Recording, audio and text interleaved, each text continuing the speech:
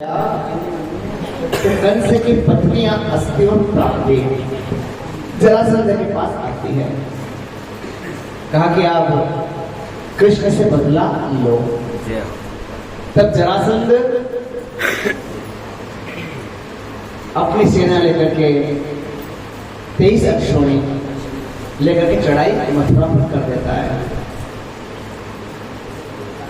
भगवान युद्ध करते हैं, उसकी सेना को समाप्त कर देते हैं और दाऊ भैया जरासंध को पकड़ते हैं और मारने के लिए उद्यत होते हैं ताकि मार दो। तब भगवान श्री कृष्ण मना कर देते हैं कि दाऊ भैया इसको छोड़ दो। कहा क्यों?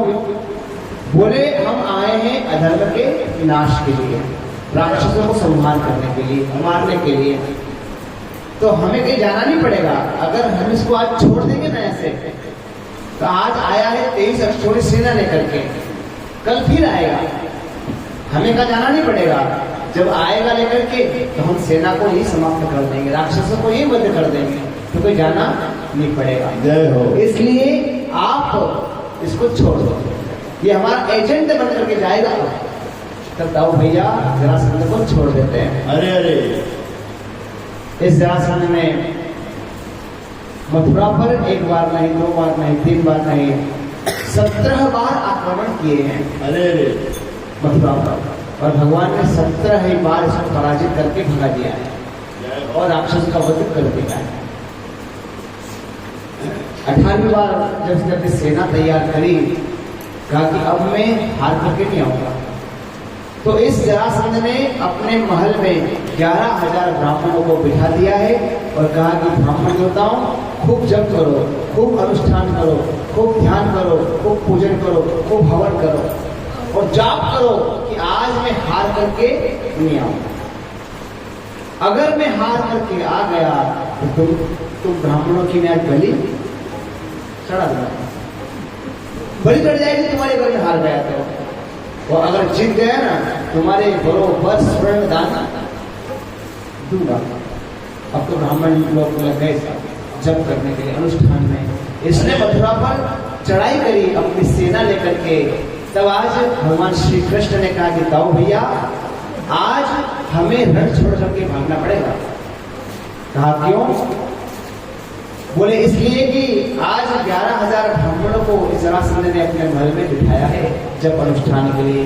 अगर हमने इसको हरा दिया, परास्त कर दिया, भेज दिया, तो आज 11,000 ब्राह्मणों की बलि चढ़ जाएगी।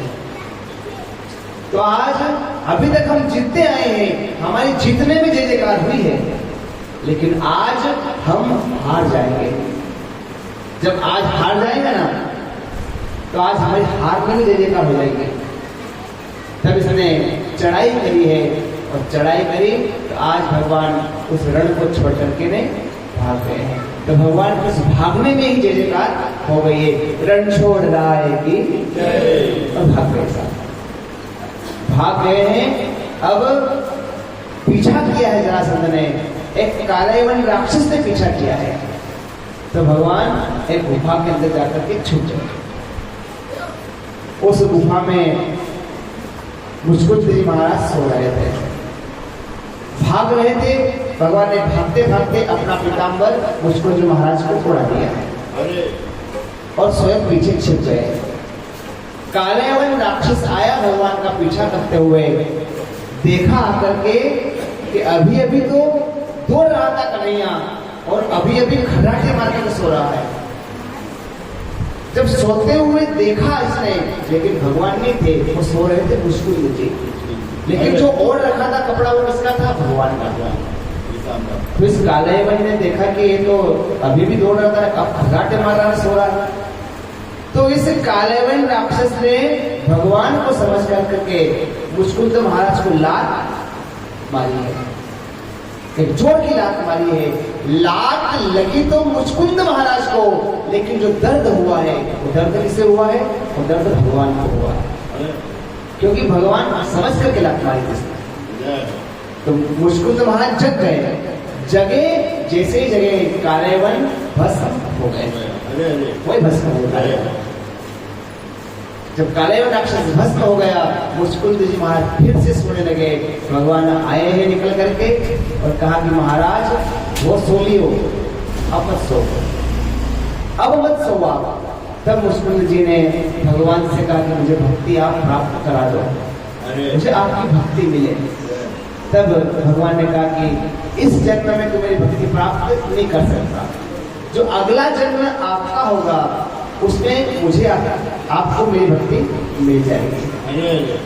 तब वही मुचकुंद जी महाराज अगले जन्म में हुए हैं नरसिंह मेहता। नरसिंह मेहता हुए, उन्होंने भगवान की भक्ति प्राप्त करी है। इधर जरासंध ने भगवान का दाऊ भैया का पीछा किया है। एक पर्वत पर भगवान चढ़ गए हैं, पर्वत पर चढ़ गए हैं और चढ़ करके पर्वत से ही उन्होंने समुद्र में एक नगरी का निर्माण कर दिया। समुद्र के भीतर, और सारे ब्रजमंडल के वासियों को समुद्र के भीतर उस नगरी में छोड़ दिया। भगवान चढ़ गए, इस जरासंध ने देखा कि पर्वत पर चढ़ गए हैं, कहाँ भागेंगे, तो इस जरासंध ने पर्वत को आग लगा दी। आग धू धू करके वो पर्वत जलने लगा। आग जब भगवान के निकट आई तब भगवान ने दाऊ भैया से कहा कि दाऊ भैया चलो छलांग लगा दो इस पर्वत से। तब दाऊ भैया ने, कृष्ण ने इस पर्वत से छलांग लगाई है और छलांग लगाकर सीधे समुद्र में, जहाँ पर उस नगरी का निर्माण भगवान ने कर दिया था, उस नगरी का नाम हुआ द्वारिका। और भगवान ने जैसे ही छलांग लगाई और जाकर के बन गए द्वारिका धीश। द्वारकाधीश भगवान की जय।